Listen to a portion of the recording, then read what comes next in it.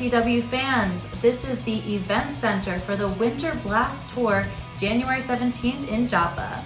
I'm Rosaria Elsa. And I'm Ricky Owens. And tonight we're going to be talking about the extreme events that will be going down in Joppa.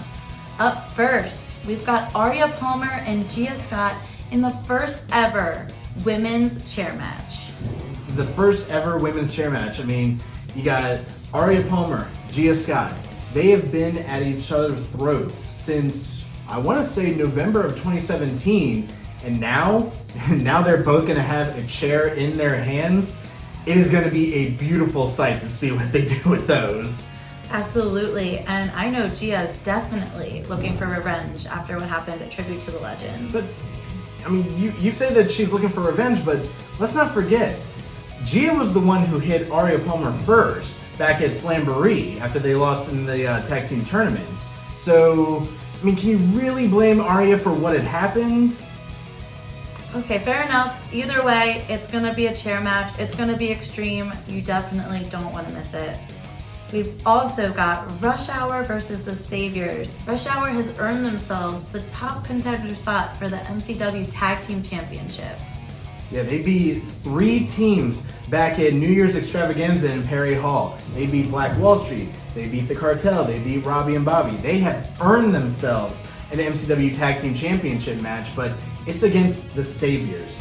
The Saviors with Eric Martin, John Schuyler, and Colonel Callahan. And the Colonel, he always has a plan. He always has an idea, and he's always gonna do whatever it takes to keep the titles on the Saviors. I mean, how can Rush Hour combat that?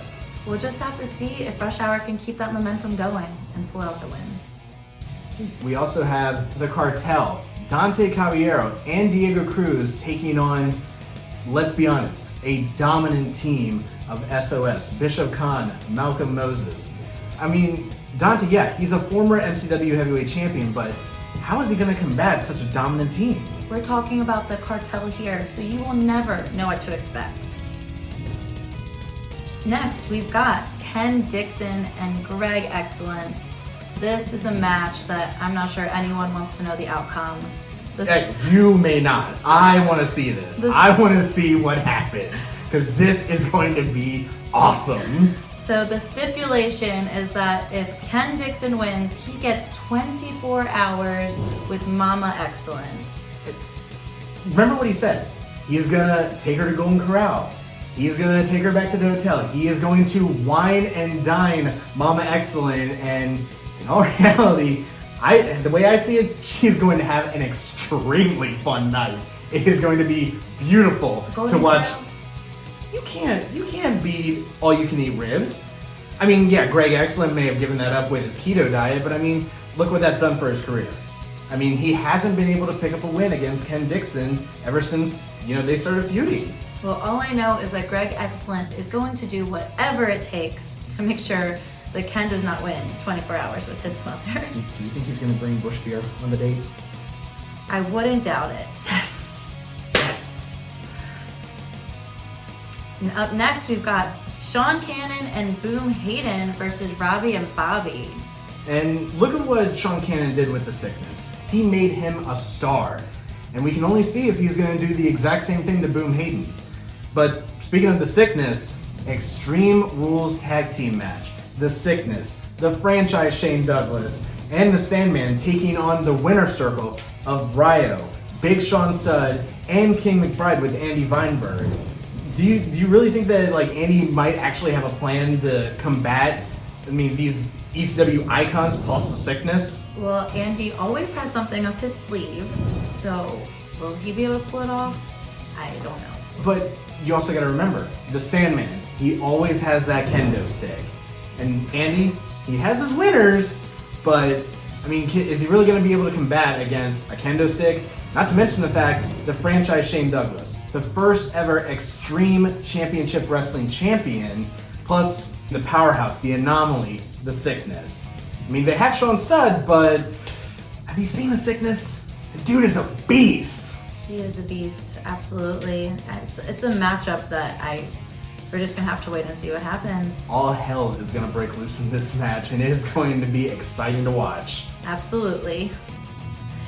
So we've got Joe Gacy's hand-picked selection of Dak Draper to take on Joe Keys. So if Dak wins, this will count as a win for the best of 5 match between the Joes. Yeah, and you got Dak Draper, the Mile High Magnum. He is the Ring of Honor top prospect. He is probably the perfect guy for Joe Gacy to pick in his match against Joe Keys.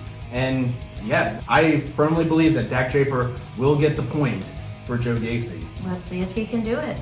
And we also have the main event, a 3-way dance. Rhett Titus defending the MCW Heavyweight Championship against the Hawaiian Warrior Kekoa and Mr. Excellence Brandon Scott in a 3-way dance match, a staple of ECW. That, I just don't even know what's gonna happen here. Like, Kekoa, Brandon Scott, Rhett Titus. Who will pull out this win? I don't know. Well, let's not forget, it's a 3-way dance, meaning elimination rules. So back at New Year's Extravaganza, you only had to pin one opponent to get the victory. Now you have to pin both.